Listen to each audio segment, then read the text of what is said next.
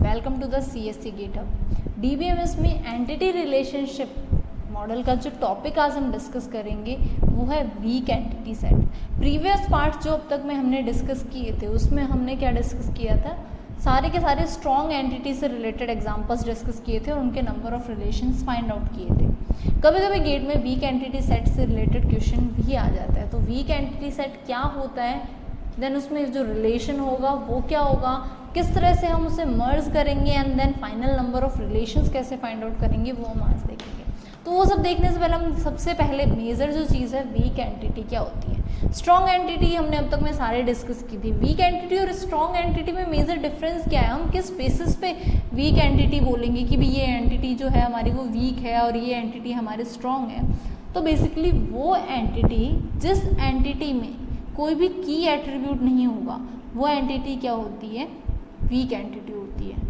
मतलब कि कोई भी ऐसा एट्रीब्यूट नहीं है उस एंटिटी का जो कंप्लीट रिलेशन या कंप्लीट एंटिटी जो है हमारी उसको यूनिकली डिफरेंशिएट कर सके। पार्शियली डिफरेंशिएट कर सकती है, that's why her weak entity पे क्या होती है, पार्शियल की आपको मिलेगी जिसे हम डॉटेड अंडरलाइन से शो करेंगे। लेकिन पूरे एंटिटी को यूनिकली डिफरेंशिएट करने की एबिलिटी उसमें नहीं होती है। तो बेसिकली वीक एंटिटी क्या है, entity with no key attribute, or we can say that attributes of weak entity are not sufficient to uniquely differentiate that entity। उस एंटिटी को यूनिकली डिफरेंशिएट करने में एबल नहीं है अगर उस एंटिटी के एट्रीब्यूट्स, तो उस केस में वो एंटिटी क्या है, वीक एंटिटी है। या वो एंटिटी जिसके पास अपना कोई की एट्रीब्यूट नहीं है तो वो एंटिटी क्या होती है, वीक एंटिटी होती है। अब नॉर्मल हम एंटिटी जो होती हैं उन्हें हम क्या बोलते हैं, स्ट्रॉन्ग एंटिटीज़ बोलते हैं। यानी कि वो एंटिटी जिनमें की एट्रीब्यूट्स होते हैं उन्हें हम क्या बोलते हैं, स्ट्रॉन्ग एंटिटी। और उन्हें किससे रिप्रेजेंट करते थे हम, अभी तक हमने सारे एग्जाम्पल्स में एंटिटीज़ को कैसे रिप्रेजेंट किया, सिंगल रेक्टेंगल बॉक्स से। ये जो हमारी एंटिटी है ये क्या है, ये स्ट्रॉन्ग एंटिटी। हम बात किसकी कर रहे हैं, वीक एंटिटी। वीक एंटिटी को कैसे रिप्रेजेंट करेंगे, यूजिंग डबल रेक्टेंगल बॉक्स। किसको रिप्रेजेंट किया जाता है, वीक एंटिटी को। सिमिलरली अगर एंटिटी वीक हुई तो रिलेशनशिप भी क्या हो जाएगा, इनडायरेक्टली वीक हो जाएगा। जैसे एंटिटी वीक हुई रिलेशनशिप भी वीक होगा। अब नॉर्मल रिलेशनशिप को हम कैसे शो करते थे, using a diamond shape. Weak relation को कैसे शो करेंगे, यूजिंग डबल डायमंड। ओके, ये क्या है, वीक रिलेशन, और ये क्या है हमारा स्ट्रॉन्ग रिलेशन। तो ये रिप्रेजेंटेशन है। बाकी एट्रीब्यूट्स को कैसे हम शो करेंगे वो भी ठीक है। पार्शियल की मैं दिखा देती हूँ। पार्शियल की को किस तरह शो किया जाता है, की एट्रीब्यूट को कैसे शो करते थे। फॉर एग्जांपल हमारा कोई एट्रीब्यूट है, उस एट्रीब्यूट को क्या यूजिंग अ अंडरलाइन हम किसको शो करते थे, की एट्रीब्यूट को शो करते थे। अब बात कर रहे हैं हम किसकी, की जो हमारी वीक एंटिटी है उसमें कौन सी होती है, पार्शियल की होती है। तो पार्शियल की को कैसे शो करेंगे, यूजिंग डॉटेड अंडरलाइन शो करते हैं। ठीक है, ये हमारी क्या है, की एट्रीब्यूट है, ये क्या है, पार्शियल की है हमारा।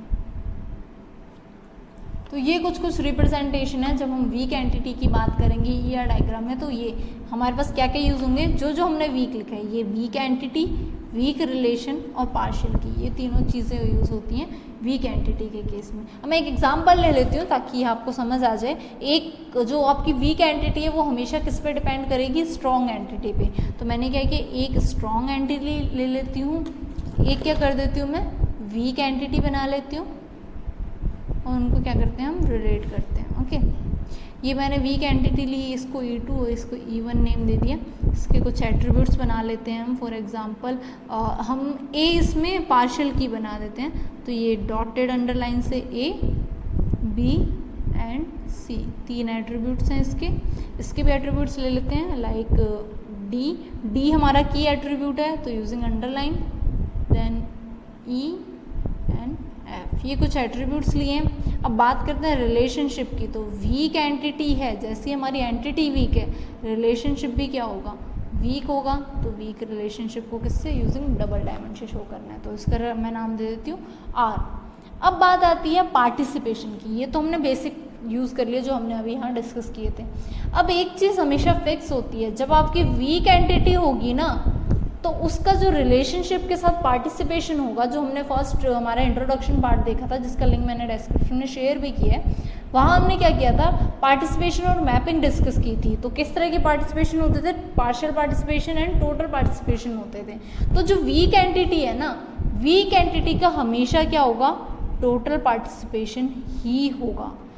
स्ट्रॉन्ग एंटिटी का टोटल और पार्शियल कुछ भी हो, नो प्रॉब्लम, लेकिन वीक एंटिटी का हमेशा क्या होगा, टोटल पार्टिसिपेशन ही होगा। ये फिक्स है कि एक जो वीक रिलेशन है और वीक एंटिटी है, उनके बीच में जो पार्टिसिपेशन होगा वो हमेशा क्या होगा,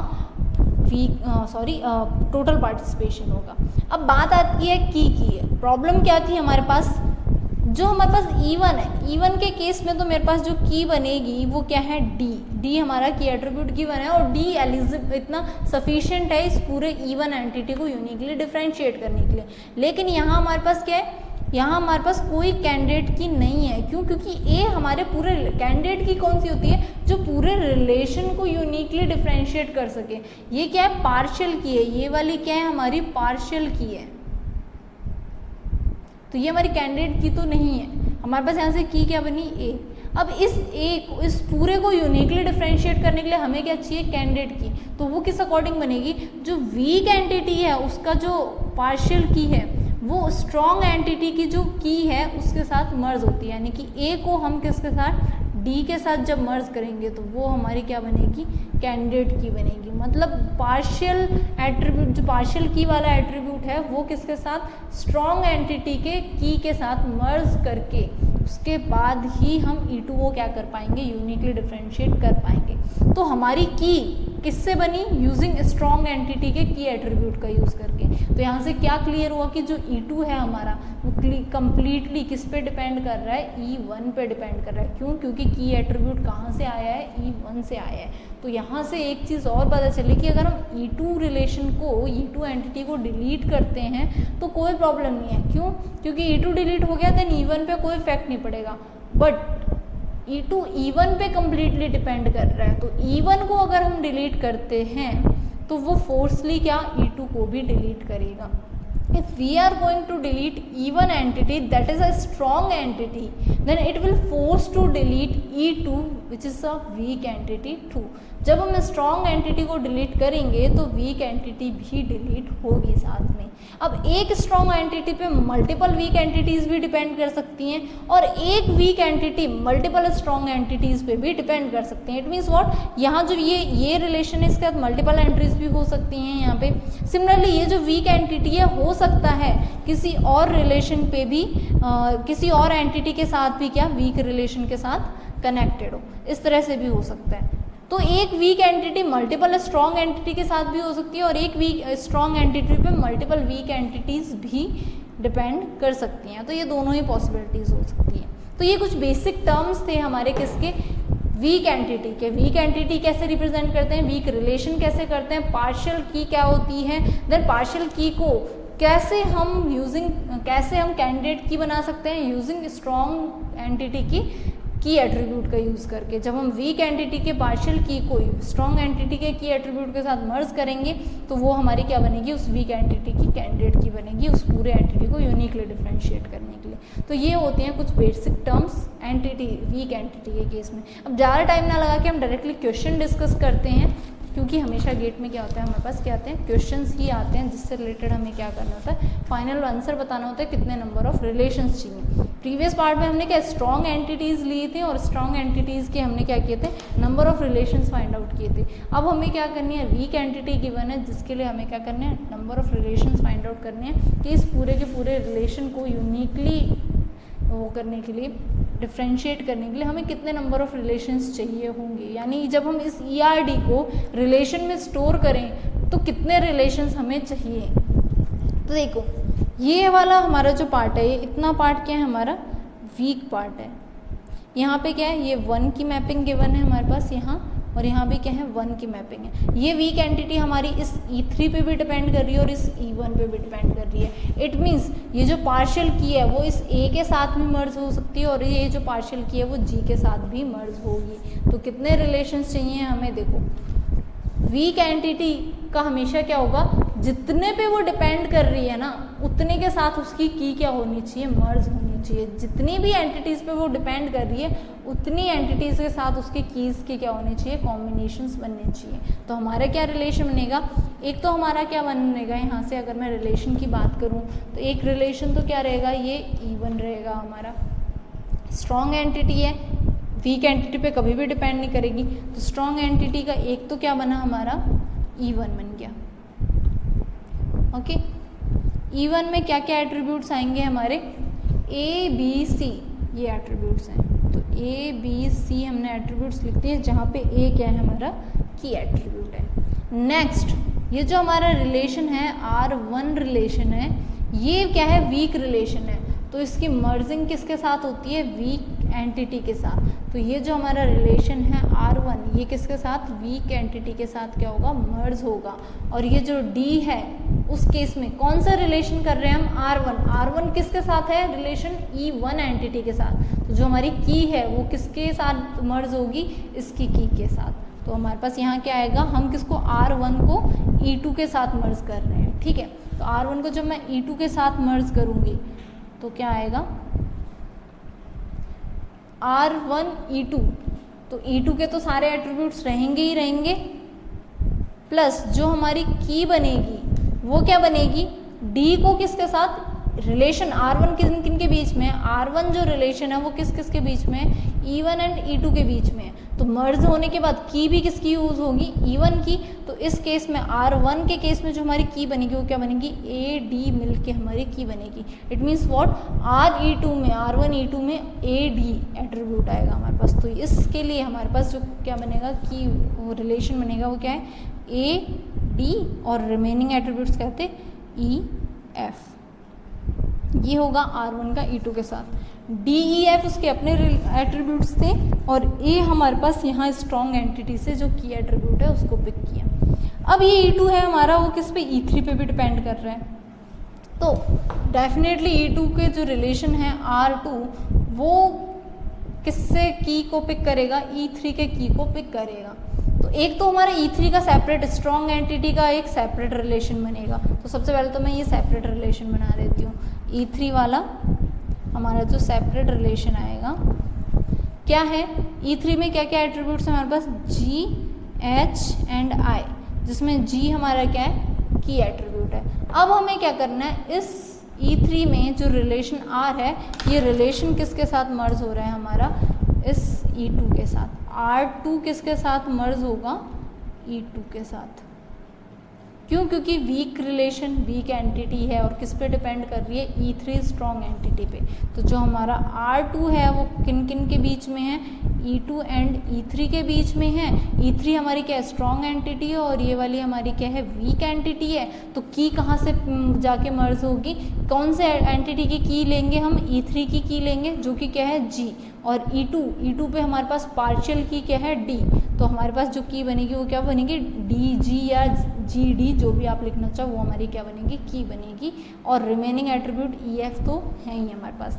तो नेक्स्ट हमारे पास जो रिलेशन बना हुआ क्या हुआ, R2 रिलेशन को किसके साथ, E2 के साथ मर्ज किया है और एट्रीब्यूट्स क्या बने हमारे, DG तो हमारी क्या बनी, की बनेगी एंड देन EF इसके एट्रीब्यूट्स। तो EF एट्रीब्यूट। कितने नंबर ऑफ रिलेशंस चाहिए हमें इस पूरी वीक एंटिटी वाले, अगर हम वीक एंटिटी रिलेशनशिप डायग्राम की बात करें इस वाले डायग्राम की, तो कितने नंबर ऑफ रिलेशंस चाहिए हमें, 4 नंबर ऑफ रिलेशंस चाहिए इस पूरे के पूरे ERD को स्टोर करने के लिए हमारे रिलेशन डेटाबेस में। रिलेशनल डेटाबेस यानी कि टेबल के फॉर्म में या रिलेशंस के फॉर्म में जब हम इसको स्टोर कर रहे हैं तो कितने नंबर ऑफ रिलेशंस चाहिए हमें? 4 नंबर ऑफ रिलेशंस चाहिए। अगर हम यही फॉरेन की भी बात करें, नॉर्मली हमसे फॉरेन की भी पूछी जाती है, जैसे हमने स्ट्रॉन्ग एंटिटी के केस में फॉरेन कीज देखी थी, तो यहाँ कितनी फॉरेन कीज बन रही है? देखो ये हमारी क्या बनी थी? मिलके ये दोनों कीज बनी थी, लेकिन ये ए यहाँ से पिक हुई है, ये ए हमारी की थी ना, तो ये ए क्या है? यहाँ से आई है, ये क्या है? फॉरेन की बनेगा। ये ए क्या है? फॉरेन की है। सिमिलरली ये जी यहाँ से आया है, तो ये जी यहाँ पे फॉरेन की है। तो कितने नंबर ऑफ फॉरेन कीज हमें चाहिए? ये तो क्या है? नंबर ऑफ रिलेशन हमें कितने चाहिए? 4 चाहिए। और नंबर ऑफ फॉरेन कीज कितनी चाहिए? 2 चाहिए।